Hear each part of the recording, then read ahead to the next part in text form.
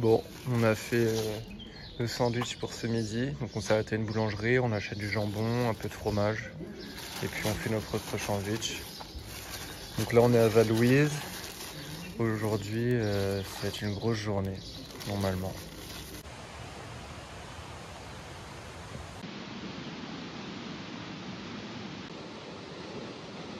Le retour des arbres couchés.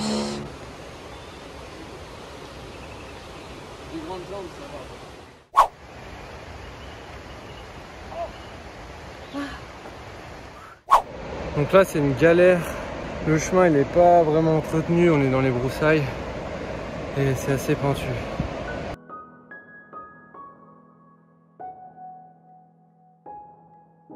C'est de la neige fondue donc faut faire gaffe.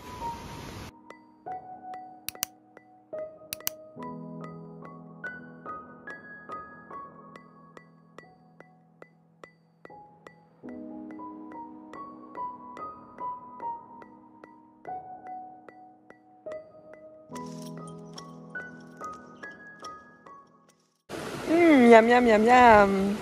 C'est trop bon. Bon, aujourd'hui, on monte au col de Laupe-Martin. Donc les panneaux indiquent 4h30 de montée. C'est 1300 mètres de D+. Donc allez, c'est parti. Il est 13h, on vient de faire notre pause midi. Et je pense qu'on va monter sous le cagnard. Il n'y a pas l'air d'avoir beaucoup d'arbres. Oups. Allez, à tout à l'heure.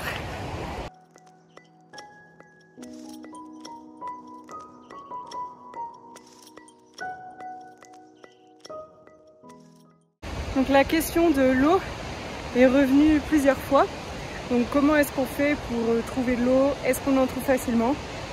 Donc la réponse est ça dépend des endroits. Dans les Vosges, il y avait pas mal de fontaines où on passait souvent dans des villages. Donc ça allait. Et après sur l'application de l'Exatrek, ils ont référencé vraiment tous les points d'eau, enfin un maximum, parce qu'il y en a plein d'autres qui ne sont pas référencés, mais pas mal de fontaines, de sources, de cours d'eau, de rivières, enfin voilà. Donc il nous suffit de regarder l'application et on voit où est-ce qu'on peut trouver de l'eau. Voilà par exemple, on est en pleine montagne, il y a énormément d'eau, de neige, donc tous les cours d'eau sont pleins d'eau, pas de problème.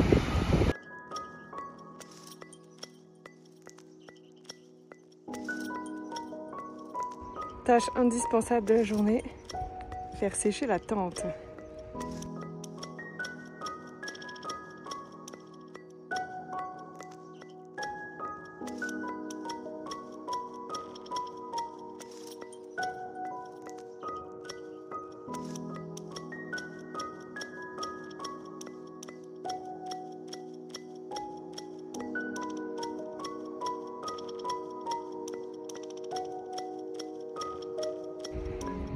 Allez, courage.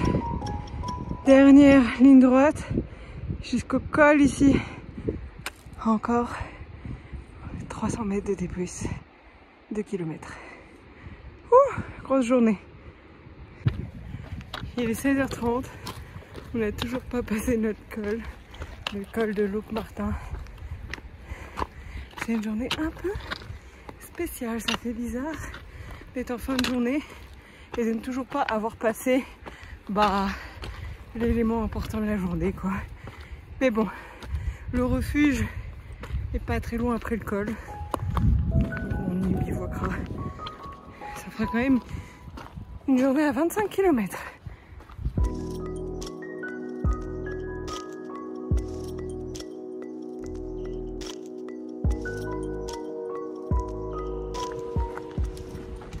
Bon, il nous reste 1 km pour monter au col. Ça paraît si loin, alors que c'est juste 1 km et je crois qu'il y a juste peut-être 200 de D+. On peut voir la trace et les zigzags. Ça paraît assez pentu.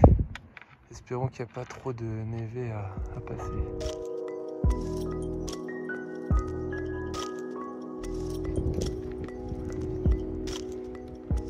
Donc là, c'est le col. Et effectivement, la pente a l'air vraiment pas mal inclinée. est plutôt très pentu. Donc là il nous reste à peu près juste 100 mètres, mais voilà, ces 100 mètres on va mettre du temps.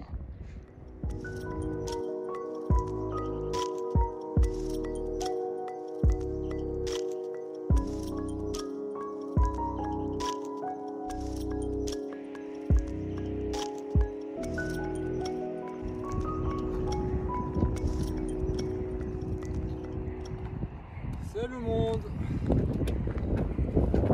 Il fait bon là, ça continue.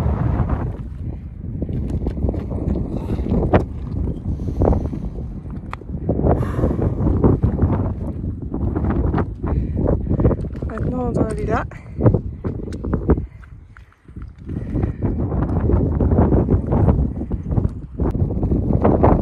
Il faut pas avoir le vertige ici. Là c'est la vallée d'où on vient.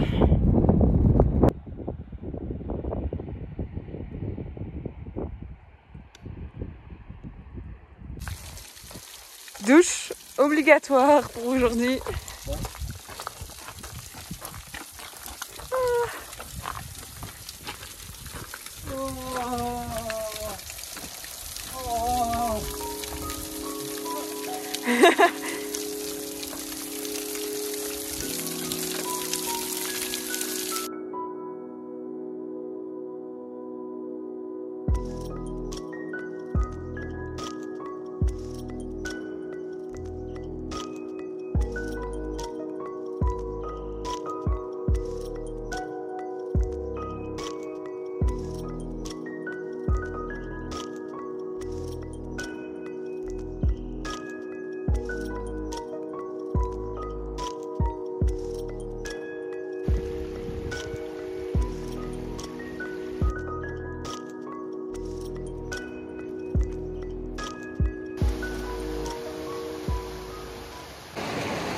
Bon, on vient d'arriver au refuge, on a planté la tente et puis là on est venu au bord de la rivière pour nous tremper un peu les pieds et puis on va manger ici. C'était une longue journée aujourd'hui, 10 heures avec les pauses et là on est bien content d'arriver et de pouvoir se poser.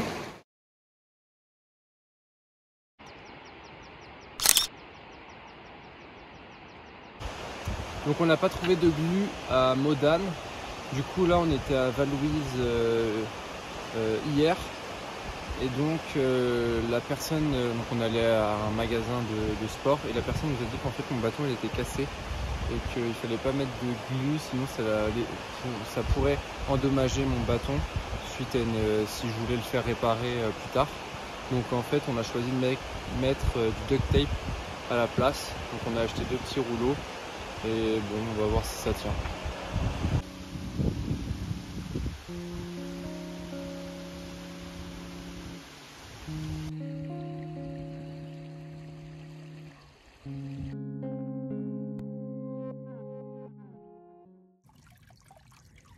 Bon là il faut qu'on se réapprovisionne en eau. On a encore 2 cols à passer aujourd'hui. Et donc on va être sur ce genre de terrain. Et j'ai l'impression que cette roche là ne retient pas très bien l'eau. Donc là on a de la chance, on a un cours d'eau qui est indiqué sur l'application de l'Exatrek. Mais quand je vois qu'il est alimenté par un évé, je me dis qu'il lui reste pas longtemps avant de s'arrêter de couler. Donc bon, on va prendre de l'eau ici, au moins comme ça on est sûr qu'on a de l'eau.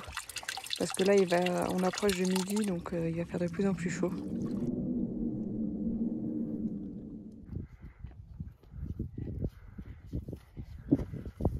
On vient du col tout là-haut. On voit bien les lacets qu'on a dû prendre.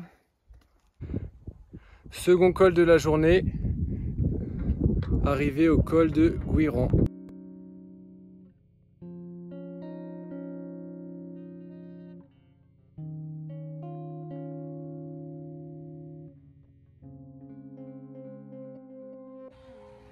Donc voilà, ça ici, c'est un évé.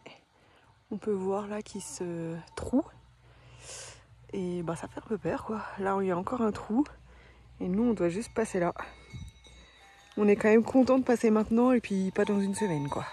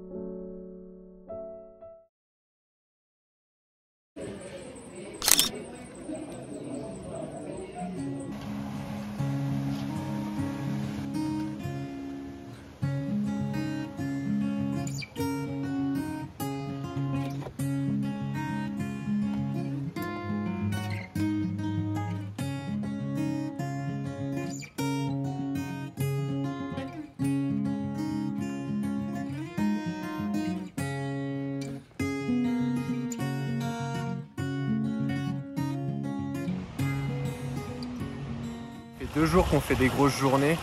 Donc on a fait en 2 jours 50 km avec pas mal de D+, et pas mal de D-.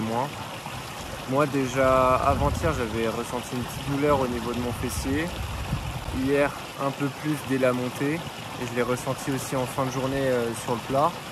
Et là aujourd'hui dès la montée je l'ai ressenti et ça a fait que s'empirer en fait. Donc j'en pouvais plus quoi, j'arrivais plus à monter. Parce qu'on a vraiment besoin du fessier pour monter, du coup à chaque pas c'était une grosse douleur. Donc on avait 2 solutions, soit redescendre, sauf que ça faisait presque 900 mètres qu'on était monté, on a déjà fait 900 mètres de D+, on était tout proche du refuge, donc il fallait tout redescendre, ou soit pousser jusqu'au refuge, il était peut-être à 400 mètres, et voir si j'allais mieux au fil de l'après-midi. Mais bon, du coup on a décidé d'aller au refuge et de s'octroyer une petite journée, même si on a fait quand même 1000 mètres de D+, et 10 km, pour reposer mon muscle de mon fessier. Demain on va essayer aussi de faire une petite journée, n'essayer de pas trop forcer parce qu'on a quand même encore 700 mètres de D+, et les écrans en fait ça fait que monter. Donc voilà, le tout là ça va être se reposer au maximum. Ce que j'ai fait pour essayer de détendre mon muscle, je me suis étiré et j'ai utilisé une pierre que j'ai forcée sur des points de tension pour essayer de débloquer, pour assouplir mon muscle quoi, parce qu'il était ultra tendu. Donc j'ai fait ça à plusieurs reprises dans la journée et j'ai essayé de dormir au maximum pour que mon corps récupère. Là je vais essayer de me mettre dans un bain froid et espérons que demain ça va mieux. Petit aparté dans la vidéo, là on est de retour à Nantes, mais vu qu'on n'a pas filmé vraiment la suite, on voulait bien vous expliquer tout le contexte. Donc en fait le lendemain matin, la douleur était toujours présente, donc on a commencé à monter à peu près 100 mètres. Et là j'ai dit que je pouvais pas plus monter, donc on s'est dit bon il faut redescendre. Donc c'était une décision pas facile à prendre. Donc on est redescendu, donc 1000 mètres de D-, et on a pris un bus, puis on a trouvé un Blablacar pour arriver à Grenoble. On a réussi à trouver aussi un rendez-vous chez un médecin. Voilà, plein de choses se sont déroulées au cours de la journée. On a réussi à faire tout ça. Donc le soir on était à Grenoble. Et puis du coup je me suis fait faire des semelles aussi orthopédiques pour essayer de régler le problème le lendemain. Voilà, et en tout on a passé 6 jours à Grenoble. On a profité pour bien nous nourrir. Ça faisait vraiment du bien d'avoir une cuisine pour cuisiner. On s'est aussi beaucoup reposé. Et puis ce qui n'était pas du tout prévu, c'est qu'on a revu Anna et René qui ont décidé d'arrêter l'Exatrek. Donc ça c'était inattendu et donc on s'est retrouvés autour d'un petit restaurant pour se revoir une dernière fois. Et donc Rafa a pu se faire suivre pour se faire soigner pendant cette semaine. Et donc on a aussi commandé des nouvelles chaussures pour la suite de l'aventure. Et on a été justement tester ces chaussures en faisant une petite marche en montant au fort de... C'est au fort de la Bastille. La Bastille. Et d'ailleurs, après 6 jours, cette montée au fort de la Bastille, c'était un véritable calvaire. Oui, notre corps, vraiment, il n'avait plus envie de repartir. Nos jambes, elles étaient cuites. Franchement, cuites. Oui. Du coup, sur ça, on va vous laisser sur la suite de la vidéo. Donc, c'est après ces 6 jours où on repart sur l'Exatrek. Et vous allez voir, voilà, notre physique est un peu entamé. On vous laisse sur ces images. Bon, ça y est, retour sur les sentiers après 6 jours d'arrêt. Donc là, on est parti de Grenoble. On a pris un bus jusqu'à Vars, Allier et Rissé. Et là, on se dirige à pied jusqu'à Saint-Paul-de-Vars. Donc on a une petite heure de marche entre ces deux villes. Parce qu'à Saint-Paul-de-Vars, on rejoint l'Exatrek. Voilà. Il fait très chaud. Il est 16h30. Et Bon, on avait vu qu'on pouvait bivouaquer au col, mais bon, c'est 1500 mètres de D+. Je sais pas si on va les faire ce soir. On va peut-être trouver un petit coin pour bivouaquer avant et faire la montée demain à la fraîche ou cette nuit au frais. C'est une autre possibilité.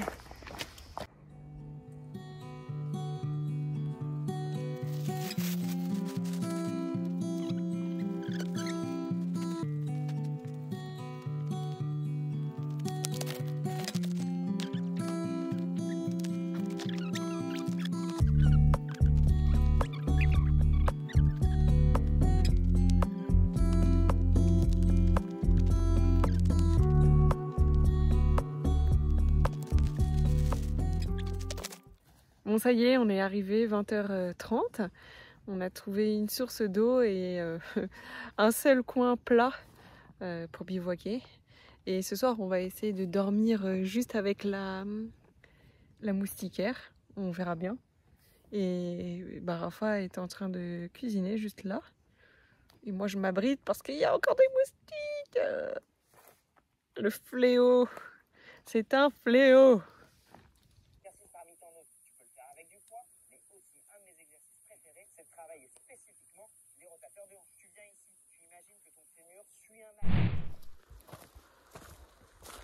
Bon, ce matin, réveil à 5h pour partir assez tôt et surtout à la fraîche. Il nous reste 500 mètres de dénivelé positif pour arriver au col de l'Arc. Allez, en route. Dur encore une fois la montée ce matin. Plus que 150 mètres et puis on devrait arriver au col.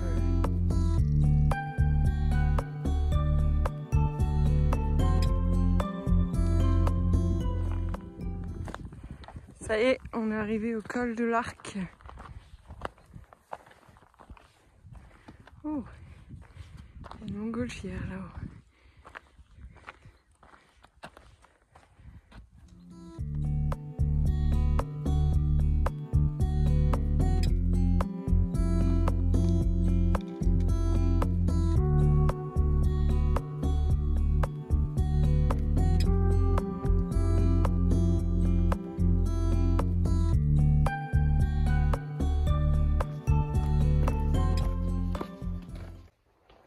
On est épuisé là.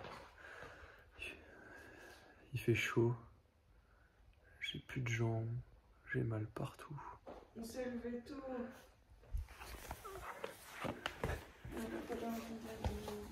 On s'est levé tôt, à 5h, pour essayer de partir à la fraîche. Ce qu'on a fait. Mais là, les jambes ne suivent pas.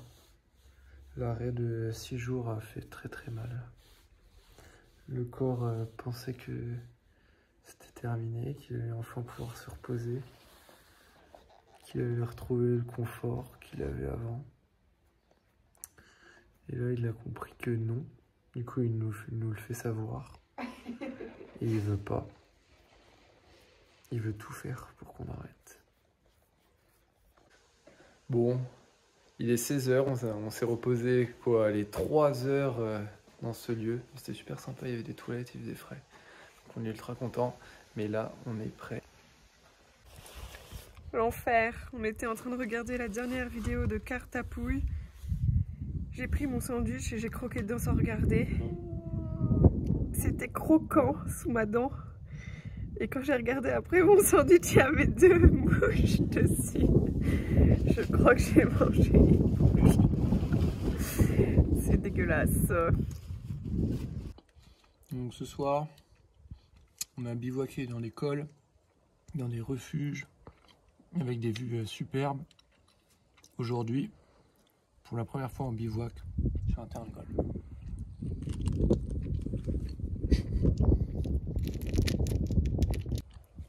Et l'avantage de ce lieu, c'est que le terrain est complètement plat.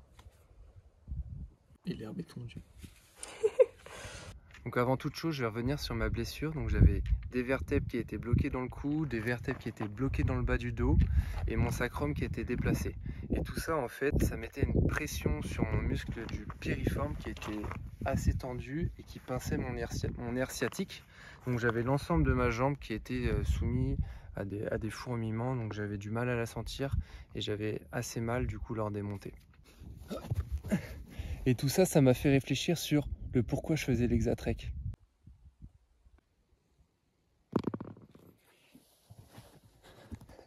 C'est ça l'Exatrek, c'est prendre du plaisir chaque jour. Profiter du jour, parce que là, ça fait dans les Alpes. Qu'est-ce qui s'est passé dans les Alpes? J'ai été malade 7 jours, encore 7 jours, donc 2 fois malade. J'ai une blessure, on a été obligé d'arrêter presque 6 jours à Grenoble. Donc si on compte les jours de toutes les Alpes, et il n'y a pas eu beaucoup de jours où physiquement j'étais au top. Donc là maintenant, on ne sait pas ce qui peut arriver dans les jours qui arrivent. Donc là le but c'est essayer de profiter chaque jour jusqu'à ce peut-être que mon corps va dire stop, donc autant de ne pas avoir de regrets.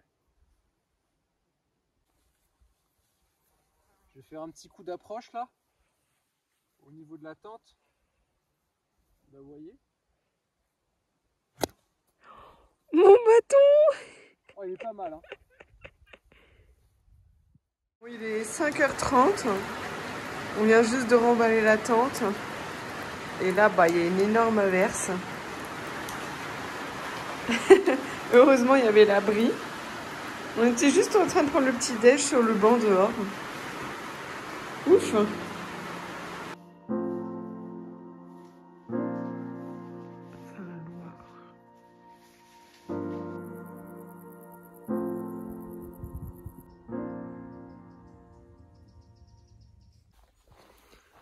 Bon, on a failli arrêter. On était prêt, on était sur le chemin du retour, on avait fait demi-tour. Et c'était trop difficile, du coup on est resté. En fait, je continue à avoir ma douleur derrière la cuisse et au niveau du fessier. Et ce matin, elle était encore présente, du coup, en fait j'en avais marre. J'en avais marre, donc on avait pris la décision d'arrêter, quoi, de repartir dans une ville, reprendre 20 jours de pause ou plus, ou même complètement peut-être stopper l'Exatrek. On savait pas. Et c'était vraiment trop difficile de partir du sentier. Donc on continue, la douleur elle est pas extrêmement forte, donc je peux continuer à marcher avec, mais en fait ce qui est difficile c'est de prendre du plaisir, quoi. Quand on marche avec une douleur de façon continue, elle est toujours présente dans la tête, on la sent même au repos, c'est pas fort mais elle est toujours là et elle empêche de prendre du plaisir, et c'est ça le plus contraignant. C'est un peu con parce que en fait on est sur l'Exatrek pour prendre du plaisir et pas forcément je suis pas allé forcément chercher le challenge sportif. On a fait des longues marches, on a commencé à 8h, on a fini à 20h et en fait on était juste fatigués, on n'avait pas le temps de faire des vidéos, pas le temps de filmer, donc c'est pas ça que je suis allé chercher, c'est pas ça que je suis allé chercher. Je veux vraiment prendre du plaisir, et là depuis quelques jours, même depuis je dirais les Alpes, c'était vraiment dur. Donc l'objectif c'est de continuer, au moins de finir cette étape, voir si demain comment ça évolue, si la douleur s'aggrave. L'objectif premier, finir cette étape et essayer si on peut aller jusqu'à Montélimar, et là on fera un point. Est-ce qu'elle est toujours là? Si elle est toujours là, je pense que j'irai consulter encore une fois, et puis la soigner vraiment avant de revenir sur l'Exatrek, ou peut-être même pas forcément l'Exatrek, faire un nouveau petit défi, peut-être à vélo, on verra.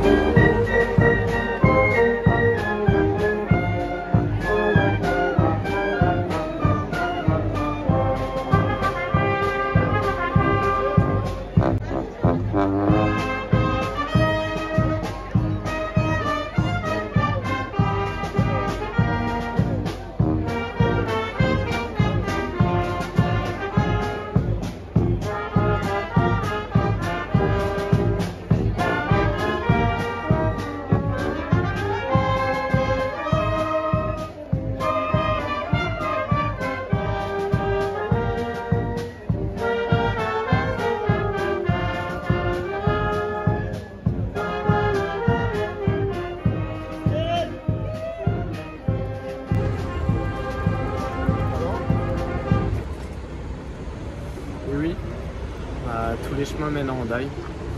On va vous raconter un peu l'histoire de ces dernières semaines, ces derniers mois et comment on en est arrivé jusqu'ici. Ouais, bah du coup beaucoup de péripéties après Grenoble. C'est vrai qu'on n'a pas été trop sur les réseaux, on a eu beaucoup de retard sur les vidéos, donc beaucoup de commentaires. Oui. On avait besoin de prendre ce temps vraiment pour nous, de déconnecter quoi. Donc voilà, petit récap, donc après Grenoble, bah, comme vous avez pu le voir, on a décidé de redescendre. Redescendre très dur, encore une fois. On a dû prendre un stop parce qu'en fait quand on est redescendu, donc c'était un chemin assez technique, on s'est retrouvé sur une départementale et pour rejoindre Grenoble c'était à 40 km. Dans une vallée vraiment peu fréquentée, sauf des randonneurs. Donc on a dû faire du stop. Ouais. Heureusement il y a deux personnes, donc deux danseurs qui nous ont pris en stop, donc super sympa, donc là c'était vraiment génial. Qui nous ont bien avancé jusqu'à une ville, je sais plus le nom de la ville, mais où on a pu prendre ensuite un bus pour rejoindre Grenoble. Ensuite, bon bah là moi j'étais vraiment, j'avais trop mal, donc pas en forme du tout, donc on s'est reposé dans ma famille dans le sud, puis après on est remonté du coup à Nantes. Et là on a décidé du coup de continuer un peu notre projet parce qu'on avait quand même ce projet de traverser la France. Ouais. Donc au début c'était à pied, mais du coup on a fait le choix de le finir à vélo. Ouais, et tout à fait, et puis on avait aussi du temps encore disponible, donc voilà, il nous fallait rebondir et puis avancer. Donc ce qu'on a fait, on a commencé par faire Nantes-Hendaye parce qu'il fallait quand même arriver à Hendaye. C'était vraiment le but du projet, donc il fallait qu'on aille à Hendaye. Donc on a fait la Vélodyssée, donc Nantes-Hendaye. Et puis après, on s'est dit il faut continuer quoi. On n'était pas rassasiés encore. Du coup on a fait le canal entre deux mers. Donc on est parti de Bergerac jusqu'à Sète. Et on a fini par la Via Rona, donc de Sète à Lyon. Voilà, donc super expérience. Au final, on a atteint les 3000 km qui étaient prévus. Sur les voilà, on les a fait à pied et à vélo. À pied et à vélo. Mais voilà, super expérience. Donc on voulait aussi vous remercier. Oui, merci pour tout le soutien que vous nous avez donné durant cette aventure. Ça nous a vraiment fait chaud au cœur. De voir tous vos messages, de recevoir tout ça quoi. On s'y attendait pas du tout au début en faisant cette chaîne YouTube et le compte Instagram, mais vous nous avez vraiment beaucoup apporté et ça fait vraiment chaud au cœur de voir qu'il peut y avoir encore autant de synergie et de bonnes ondes sur les réseaux. Ouais, c'est vrai qu'on s'y attendait pas du tout et puis ça nous a vraiment beaucoup motivés pendant les attraits. De faire les vidéos, c'était pas évident. Ouais. Et j'espère que ça vous a plu. Il y a eu beaucoup de commentaires, les gens se disaient on les a inspirés et tout, et ça fait super plaisir. Donc on espère vous retrouver soit sur des chemins de randonnée ou autres, et à toutes. À bientôt.